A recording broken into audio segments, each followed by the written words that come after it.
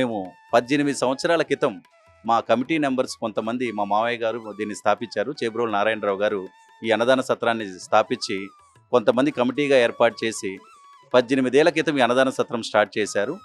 పెద్దవారు లాక్డౌన్ తర్వాత వాళ్ళు రిటైర్డ్ అవడం తర్వాత నేను పూర్తి బాధ్యతలు తీసుకున్నాను దీన్ని. ఇప్పుడు ప్రస్తుతానికి ఉదయం ఒక 2000 మంది, సాయంత్రం వేళ ఒక 2000 మంది తెలుగు వాళ్ళకి పిలిచి భోజనాలు పెడుతూ మన చిలకలూరిపేట సత్రంలో ఏ మతము, కులం అనే అబ్జెక్షన్ లేకుండా ఎవరైనా అందరికీ తెలుగు వారందరికీ పిలిచి భోజనాలు పెడుతూ ఉదయం సాయంత్రం ప్రస్తుతానికి ఒక 4000 మందికి మనం భోజనాలు ఏర్పాటు చేస్తూ వస్తున్నాము. ఇక్కడ వర్కర్స్ ఎంతమంది ఉంటారు? వర్కర్స్ వచ్చేసి మన దగ్గర టోటల్గా ప్రస్తుతానికి 27 మంది పనిచేస్తున్నారండి. ఇక్కడ గ్రౌండ్ వర్కర్స్ అంతా కొంతమంది ఇంకా ఉంటారు. మన యొక్క 30-50 రూమ్స్ కూడా ఉన్నాయి. ఎవరు తెలుగువారు వచ్చినా కూడా చిన్న చిన్న కుటుంబాలకి, పెద్దవాళ్ళకి అందరికీ అనువట్టుగా రూమ్స్ ఒక 600 రూపాయల నుంచి రూమ్స్ స్టార్ట్ అవుతాయి. ఒక రూమ్లో 4 దాకా ఉండొచ్చు. అలా మన రూమ్ అకామిడేషన్ కూడా భక్తులకు ఇబ్బంది లేకుండా ఏర్పాటు చేస్తూ ఉంటాము. రూములు తీసుకున్నా తీసుకోకపోయినా తెలుగువారు ఎవరైనా కానీ మన చిలకలూరిపేట అన్నదాన సత్రంలో షిరిడీలో సొంత ఇంటికి వచ్చినట్టుగా వచ్చి భోజనం చేయొచ్చు. ఏ టైం నుంచి ఏ టైం వరకు నార్మల్గా ఇక్కడ అన్నదానం చేస్తాం? మధ్యాహ్నం 12:30 నుంచి 2:30 వరకు, రాత్రి 8 గంటల కాడ నుంచి 10 వరకు 2 పూటల తెలుగు వాళ్ళు ఇబ్బంది పడకుండా చక్కగా పిలిచి భోజనాలు పెడుతూ ఉంటామండి. నాకైతే చాలా మంచిగా అనిపిస్తుంది సార్. ఎందుకంటే చాలామంది ఇక్కడ మనం చూసుకున్నట్లయితే షిరిడీలో బయట తినాలన్నా ఏం చేయాలన్నా చాలా వరకు రేట్లు అయితే ఉన్నాయి సార్.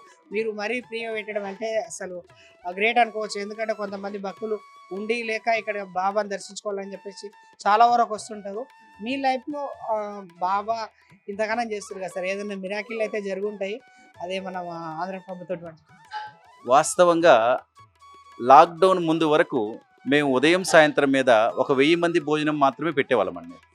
లాక్డౌన్ తర్వాత ఇంత చెప్పే నేను కూడా నైట్ భోజనం ఆపేద్దాం అనుకున్నాను సార్. ఎందుకంటే పరిస్థితులు అనుకూలించాల, ఖర్చులు టూ మచ్ అయిపోయి నేను ఏం చేయాలన్న టైంలో నాకు కొండంత అండగా నంద్యాల వాస్తవ్యులు సత్యనారాయణ గారు, బాలవీరయ్య గారు, రామిరెడ్డి గారు, వాళ్ళ కుటుంబ సభ్యులు వీళ్ళందరూ కలిసి కొన్ని విలేజెస్ నుంచి సపోర్ట్ తీసుకొని చిన్న కొప్పర్ల, పెద్ద కొప్పర్ల గ్రామస్తులు అందరి చేత సంవత్సరానికి ఒక లారీ బియ్యం మనకి అన్నదానం సపోర్ట్ చేశారు. ఆ గ్రామస్తులు అందరూ కలిసి వాళ్ళని ఇన్స్పిరేషన్గా ఇప్పుడు కొత్తగా ఊటుకూరు వాస్తవ్యులు అమరావతి దగ్గర వాళ్ళు ఒక 26 క్వింటాల బియ్యం పంపిస్తున్నారు.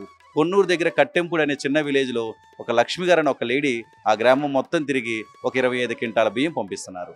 అలా కొంతమంది రైతుల సపోర్ట్ మనకి ఈ రోజున మన అన్నదాన సత్రం సపోర్ట్ పెరుగుతున్నది. భక్తులు కూడా వాళ్ళకి వీలైనంత వరకు సపోర్ట్ చేస్తున్నారు.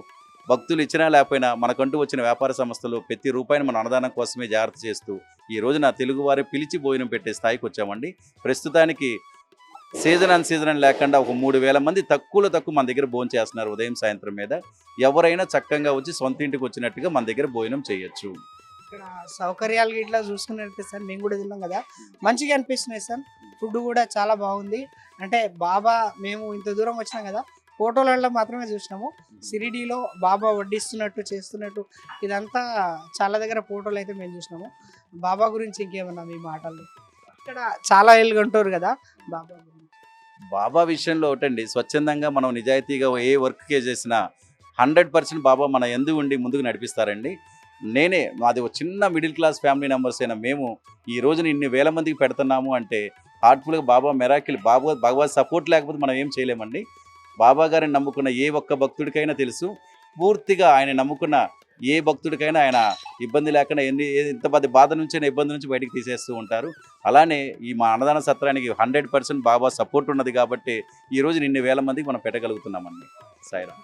ఇంకోటి ఏంటంటే సార్, ఇంతమంది వస్తుంటారు కదా, ఎప్పుడైనా బాబా వచ్చినట్టు ఇక్కడ భోజనం చేసినట్టు ఈ విధంగా మీరు ఎప్పుడైనా ఫీల్ అయ్యారా సార్? అంటే బాబా విషయంలో మనం పారాయణాల్లో వివరంగా ఉంటుందండి. బాబా ఏ రూపంలో వస్తారనేది మాత్రం తెలియదండి.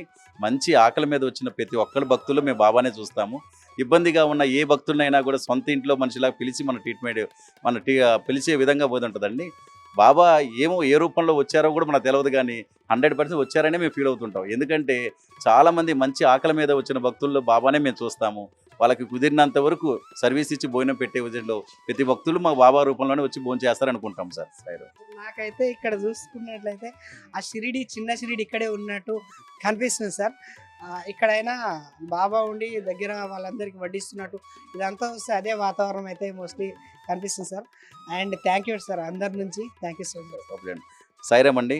మన ఆంధ్రప్రభ ప్రేక్షకులందరికీ కూడా ఎవరు షిరిడి వస్తున్నా, మీకు తెలిసిన వాళ్ళైనా చుట్టాలైనా ఎవరు షిరిడి వస్తున్నా వాళ్ళు రూములు ఎక్కడైనా తీసుకోమనండి.